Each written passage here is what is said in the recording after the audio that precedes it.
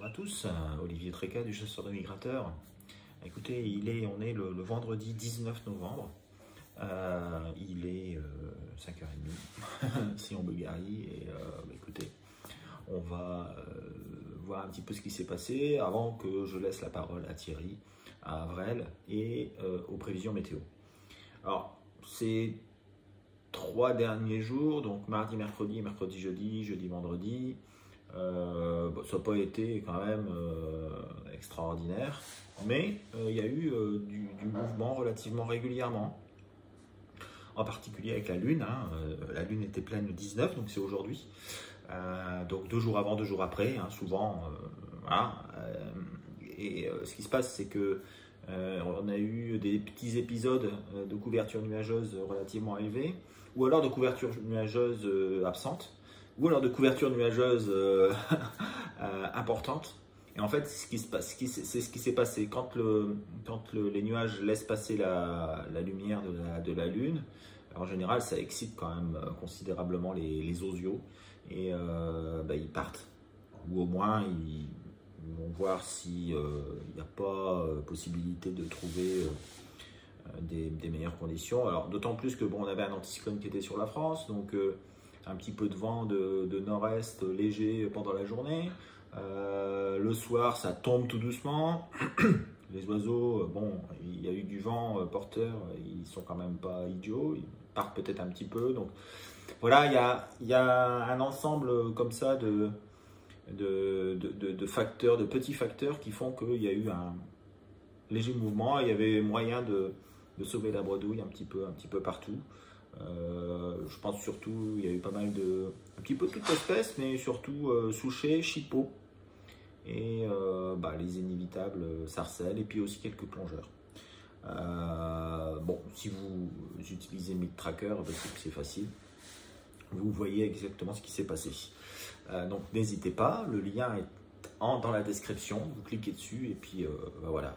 J'en profite pour vous dire qu'il y aura encore des suites à acheter sur le site du Canard français, des sweatshirts floqués le chasseur de migrateurs. Et puis je vais poster quelques petites images là pour vous montrer un petit peu que les gens ont reçu les premiers pulls et ils en sont très contents. Voilà, je vais mettre aussi le petit lien. Donc si vous voulez rejoindre la team Le Chasseur du Migrateur, eh bien adoptez un sweatshirt. Le lien est dans la description. Bon, donc écoutez, on va passer tout de suite à mon ami Thierry Verdier qui va vous faire une brillante démonstration de ce qui va se passer dans les jours à venir. Voilà, allez, bon week-end à tous et à bientôt. Ciao.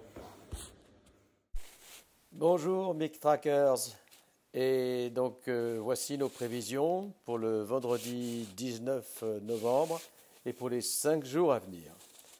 Alors la grande question bien sûr que tout le monde se pose, c'est est-ce qu'ils vont enfin bouger? Eh bien on va essayer d'y répondre. Allez, à tout de suite. Alors cette fois-ci je change un petit peu la présentation des prévisions. Je fais un petit tableau récapitulatif des plus et des moins pour la situation qui va arriver. Alors, dans les moins, ça dure pas trop longtemps. L'anticyclone se déplace trop vite du nord-ouest au sud-ouest, un petit peu comme un anticyclone d'automne, et donc il se couche très vite par le nord dès lundi matin, et ça c'est pas très bon. L'anticyclone est trop à l'ouest et trop au sud, et ça c'est malheureusement un faible impact sur le gibier du nord et de l'est. Ensuite, la Scandinavie reste à moitié en dépression, donc tout le nord de la Scandinavie reste en dépression. Bon, ça c'est moins grave. Plus grave, il n'y a pas de froid du tout de prévu. Encore, je dirais encore. Pas de froid en Europe du Nord, des températures positives presque partout, pas de neige, et ça c'est une raison qui ne fera pas bouger les oiseaux. Et puis, dès lundi matin, les vents tournent à l'ouest de l'Écosse jusqu'à la Norvège et sur la Finlande.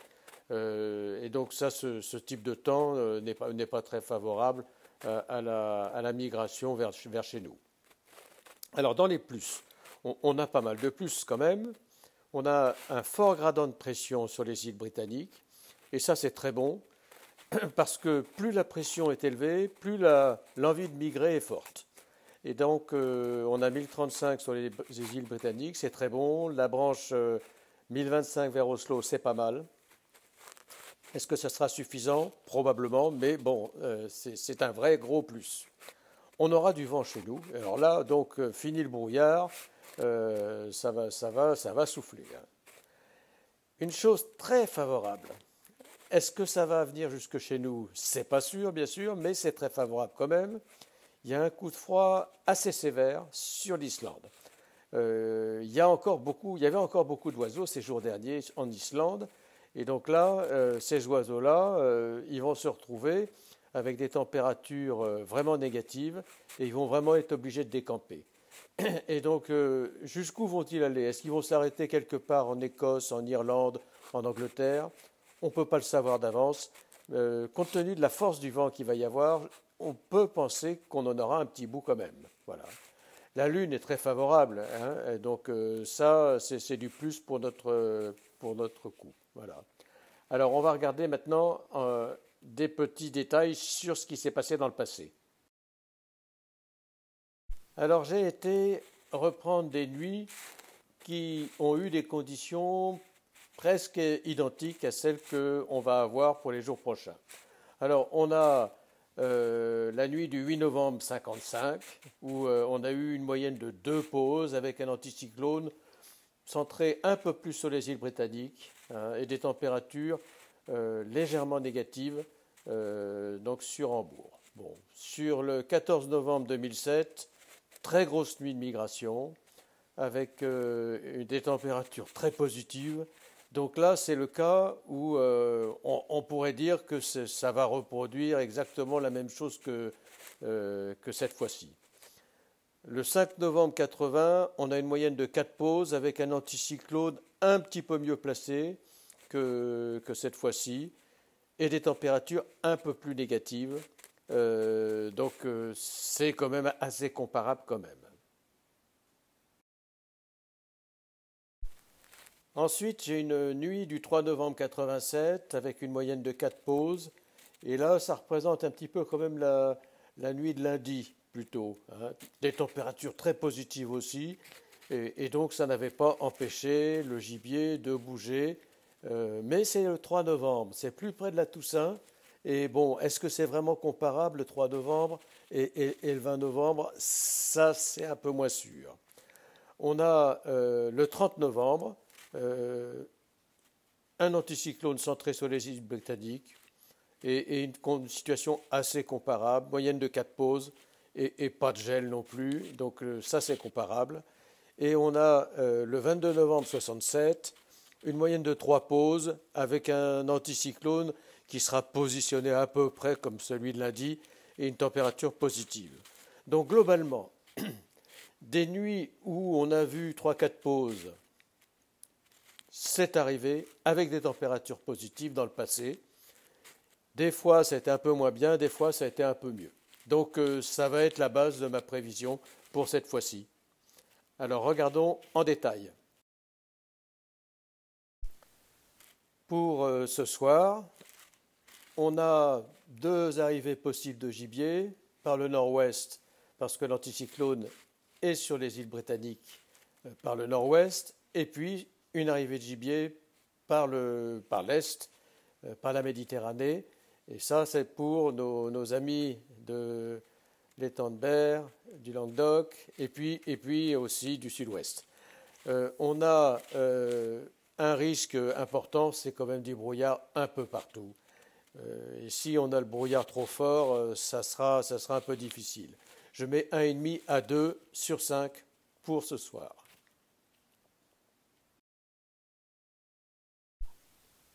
Dans la nuit de samedi à dimanche, on a la dorsale qui est très installée jusqu'à l'Islande.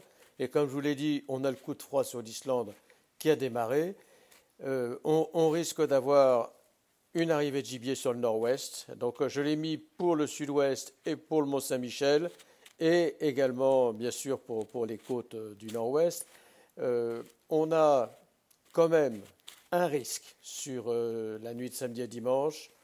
On a une bande de pluie. Elle est étroite, mais elle va être là, qui peut bloquer la migration pratiquement de la Normandie jusqu'à la Baltique. Et puis quelques heures avant, elle sera de l'Angleterre à la Norvège.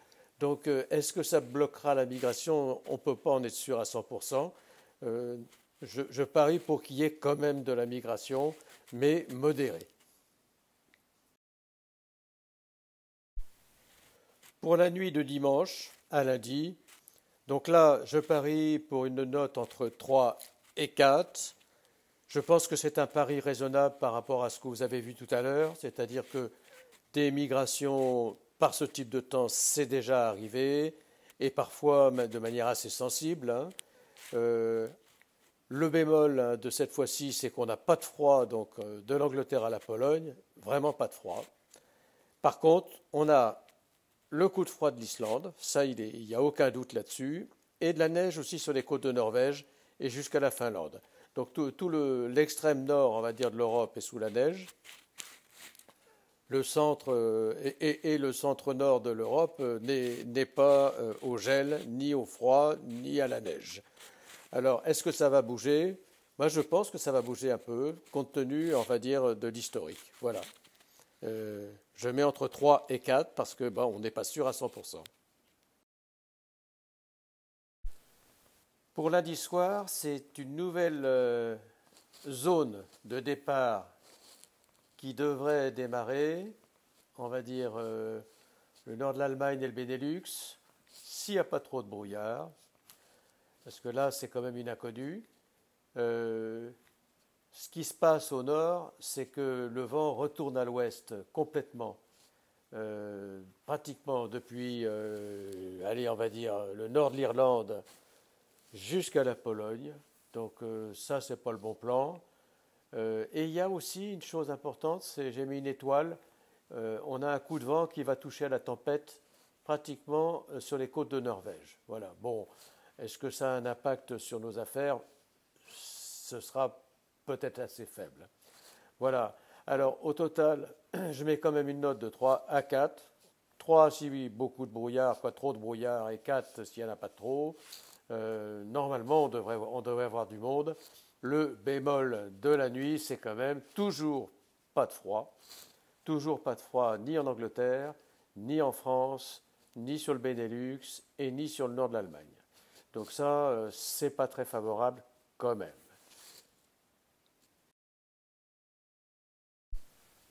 Pour mardi, le coup de vent et la dépression qui s'était creusée sur la mer de Norvège a grossi. Pratiquement, on a la dépression complète sur la mer du Nord et sur la Scandinavie. Il nous reste un vent d'est sur le sud de la France qui va nous apporter les oiseaux de l'est. Et ça, c'est pour nos amis du sud et du sud-ouest. Pratiquement, pour le nord, je pense que ce qu'on aura, c'est des restes de ce qui sera passé la veille. Donc je ne mets pas une note trop basse, entre 2 et 3.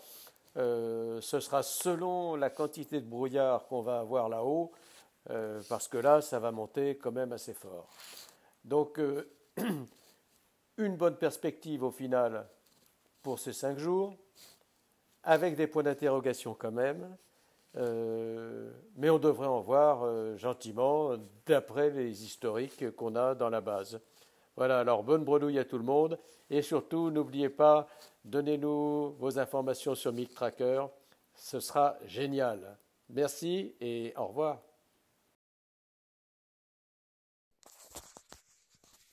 Mes prévisions pour ce vendredi 19. Donc vous voulez une carte, en voilà une. Il y a un vent de sud-ouest léger sur Calais, voire nul. Il y a de la lune, on peut mettre 1,5, c'est pas... Bon, il y a moyen de sauver la bredouille, je pense. Sur la frontière belge, il y a un léger retour d'est, mais sans puissance. Je vais risquer à 2 parce qu'il y a des rayos qui cholent. La lune est belle. Donc 2 c'est bien. Pour le sud-ouest, 0,5, il n'y a rien à y attendre. Pour le sud-est, j'ai mis 1,5. Après, samedi 20, comme on voit, il y a un nord-ouest sur le Calaisis. Je vais pousser à 2,5. 1,5 pour tout ce qui est façade est de la France. Le sud-ouest, 0. J'y vois rien, il n'y a rien à étendre.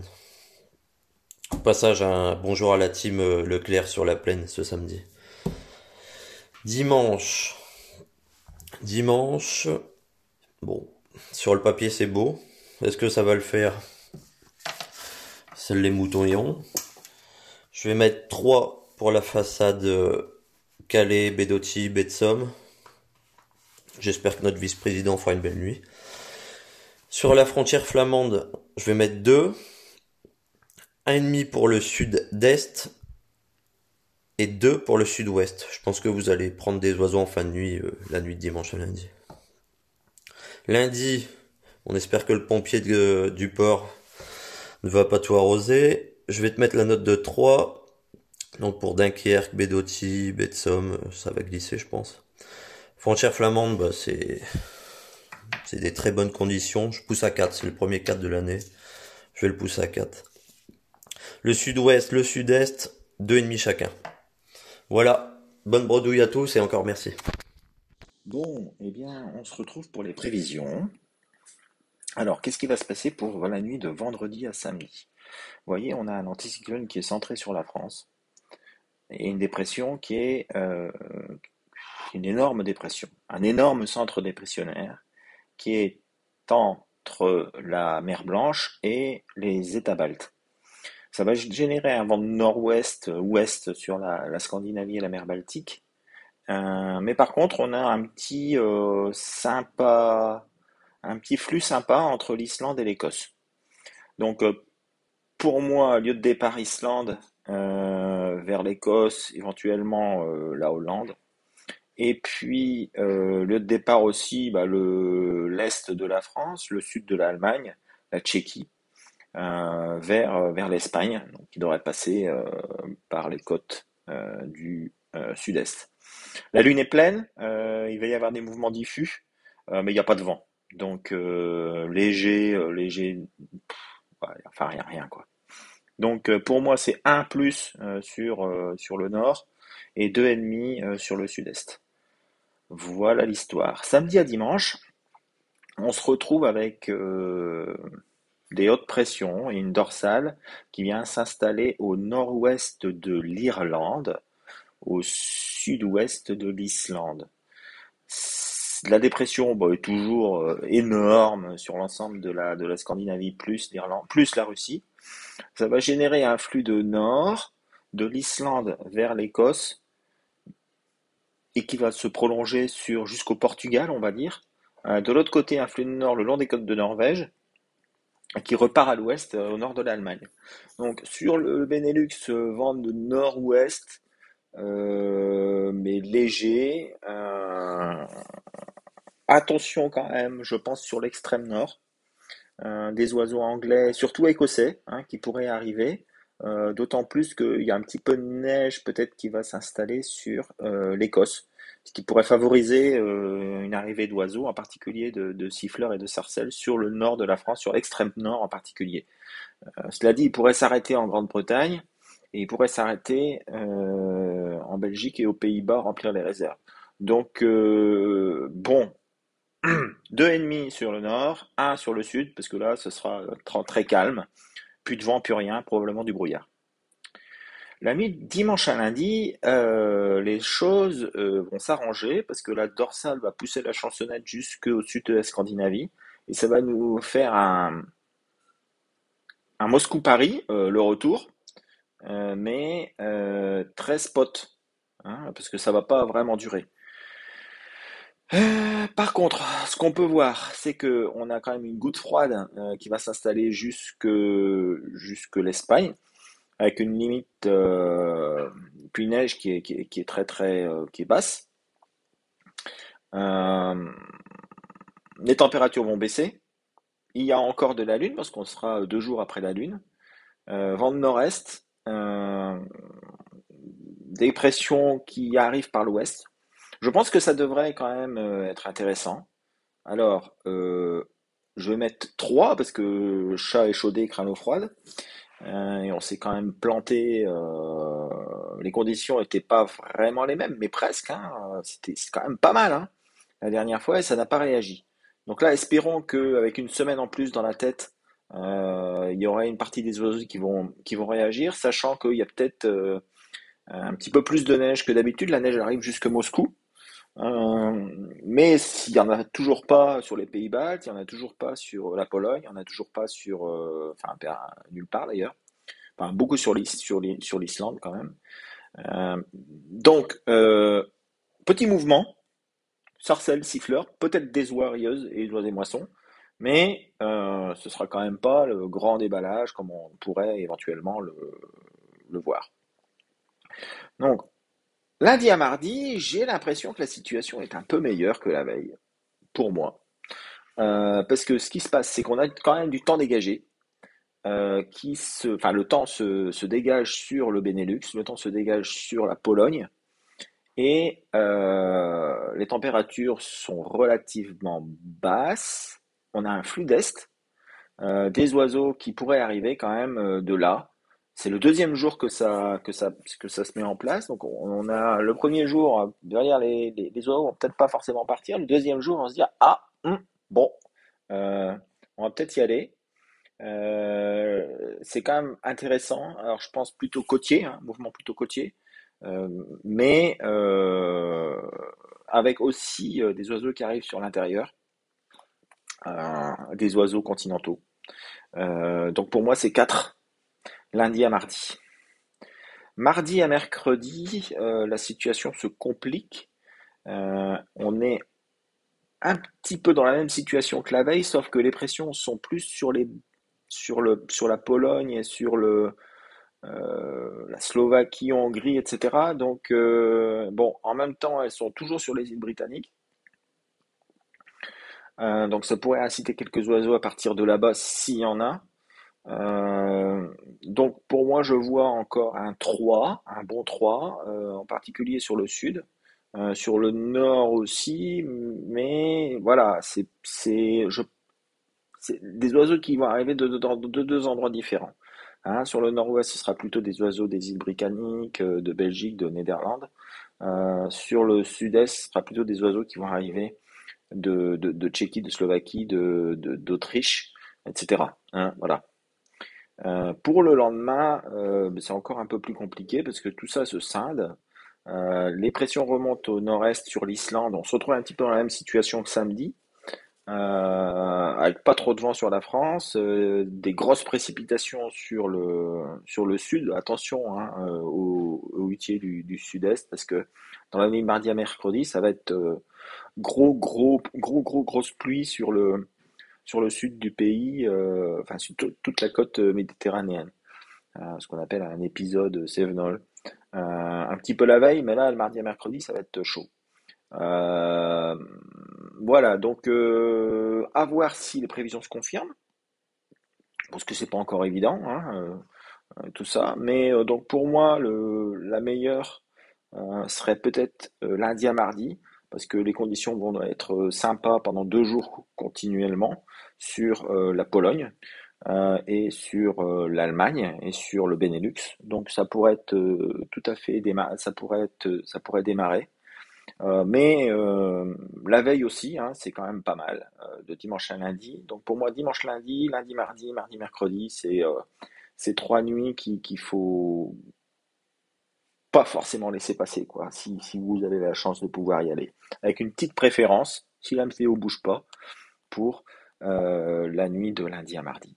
Voilà, bah écoutez, je vous souhaite un excellent week-end, une bonne bredouille, et puis à la prochaine fois. Et puis là, en guise de bonus, je vais vous mettre une petite vidéo que m'a envoyé mon ami Lionel du sud de la France, avec un très beau lever de soleil. Allez, à bientôt, ciao.